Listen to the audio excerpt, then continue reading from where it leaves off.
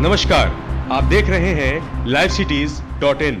कि मैंने कोई गलत काम नहीं किया है। अगर भारत माता की जय बोलना, जय श्री राम बोलना और वंदे मातरम बोलना इस देश में अगर अपराध की श्रेणी में आता है,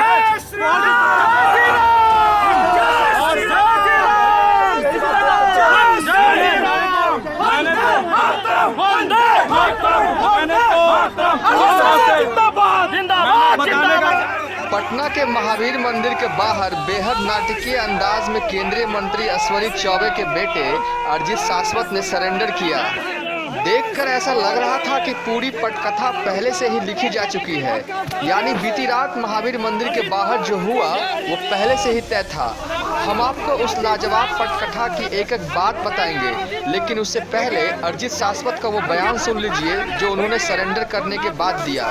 ये मैं एक ही बात जानता हूँ कि अगर भागलपुर में जो गतिविधि 10 दिनों की रही है, वहाँ के विधायक जो शर्मा जी हैं उनका टेलीफोन कॉल जांच करवा लीजिए, कौन दंगाई है वो आपको मालूम चल जाएगा।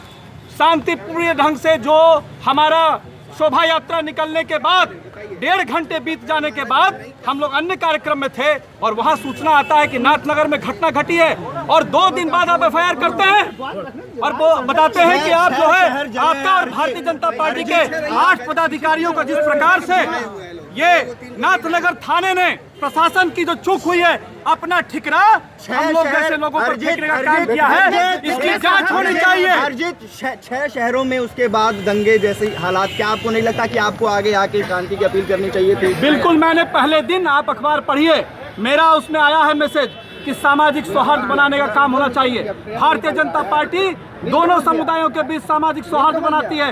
भागलपुर में जो घटना घटा उसके बाद पार्टी के कार्यकर्ताओं ने जाकर के दोनों को मिलाने का भी काम किया है। हम लोगों का सामाजिक सौहार्द कहीं नहीं बिगड़ा है, लेकिन जो बिहार का तनावपूर्ण माहौल करने का कोशिश किया जा रहा है, इसके पीछे राजद और कांग्रेस के लोग हैं। मैं खुली चुनौती देता हूं कि भागलपुर में कैंसिल हो गया, इसलिए आप अभी दे रहे हैं। देखिए, मैंने पहले भी कहा था कि मैं न्यायालय के शरण में हूँ और न्यायालय के शरण में गया वो व्यक्ति कहीं भागता नहीं है।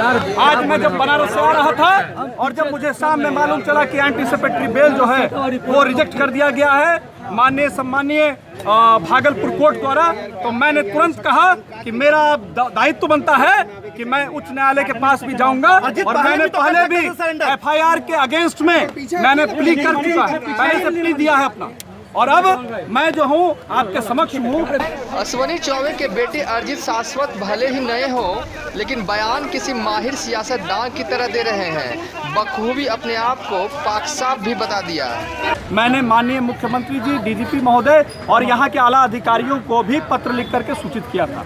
अब ये थाना का जो गड़बड़ी है वो हम लोगों के भारतीय जनता पार्टी संघ के स्वयंसेवकों के ऊपर जो ये 9 लोग हैं जिनके ऊपर ये चार्जेस लगा रहे हैं, जो दंगाई हैं, जिन्होंने बम फेंकने का काम किया, जिन्होंने गोली चलाने का काम किया, शांतिपूर्ण ढंग से जब वहां से शोभा यात्रा निकल गया उसके 1.5 घंटे बाद मैं पूछना चाहता हूं कि किसने बम फेंका, किसने गोली चलाई, अभी तक वो क्यों नहीं पकड़ा है? नाथनगर थाना क्या कर रहा है? प्रशासन की चूक है और ये दूध का दूध, पानी का पानी जनता कर देगी, जनता कर देगी।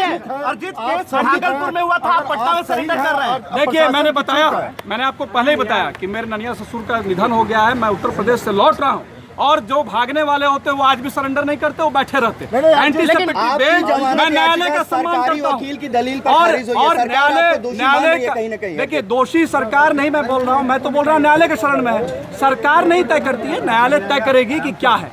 और अगर न्यायालय जो बोल रहा है मैं कर रहा हूं, एंटीसिपेटरी खारिज हुआ तो मैं उसका सम्मान करते हुए आज जनता देख रही है कि आज न्याय किसको करना है। न्यायालय न्याय करेगा और असली जनता जो है वो देख रही है, वो न्याय करेगी। आप भागे हुए कहाँ थे? मैं कहीं भागा नहीं था ब्रिजेश जी, मैं भागने वालों में से नहीं हूँ। अगर भागना होता तो आज भी आपके सामने नहीं आता। और मैं सामाजिक राजनीतिक कार्यकर्ता हूँ, मैंने कोई अपराध नहीं किया है कि मैं भगोड़ा बनूं। मैं आपको बताना चाहता हूँ, मैंने पहले भी मीडिया के सामने आकर के कहा, रामनवमी में भी मैंने आकर के कहा, लेकिन मैंने आपको ये बताया था कि ये जो इशू है पूरी तरह से ये फैब्रिकेटेड है। अरिजीत शाश्वत कितने पाक साफ हैं ये तो आगे पुलिसिया जांच से ही पता चल पाएगा, लेकिन एक ओर अरिजीत शाश्वत सरेंडर करने की बात कर रहे हैं तो दूसरी ओर पुलिस कुछ और ही कहानी बयां कर रही है। दूसरा कह रहे हैं वो तो नहीं है, हम लोग भी लगे हुए थे पूरी तरह से, जो भी सूचनाएं मिल रही थी तकनीकी और मैनुअल जो भी सूचना मिल रही थी। पटना पुलिस ने गिरफ्तार किया। जी, पटना पुलिस ने। जी। भागलपुर पुलिस भी आई थी। हाँ, भागलपुर पुलिस भी आई थी। कोर्ट में भागलपुर ले जाया जी जी किया जाएगा। जी। तो क्या कुछ औपचारिकता यहाँ पूरी की गई? जो गिरफ्तारी के बाद जो होती है वो सारी औपचारिकताएं पूरी करने के बाद उनको भागलपुर भेज दिया। पूछताछ में कुछ पता भी चला? अभी पूछताछ किया, अभी तो दरअसल अरिजीत शाश्वत के सरेंडर करने की जानकारी करीब 11 बजे मीडिया को दी जाती है, जिसके बाद मीडिया कर्मी महावीर मंदिर के बाहर अरिजीत शाश्वत के आने से पहले ही पहुंच जाते हैं। फिर करीब 12 बजे अरिजीत शाश्वत अपने दर्जनों समर्थकों के साथ जय श्री राम का नारा लगाते पहुंचते हैं, मीडिया को बयान देते हैं, तब पुलिस पहुंचती है। बता दें कि भागलपुर कोर्ट ने कल ही अरिजीत शाश्वत की अग्रिम जमानत रद्द कर दी थी, जिसके बाद अरिजीत शाश्वत ने सरेंडर किया। भले ही अब अरिजीत शाश्वत पुलिस के गिरफ्त में हो, लेकिन अभी बिहार में अरिजीत शाश्वत को लेकर सियासी बवाल थमने वाला नहीं है, बल्कि ये तो बढ़ने वाला है। लाइव सिटीज के लिए देवांशु प्रभात की रिपोर्ट।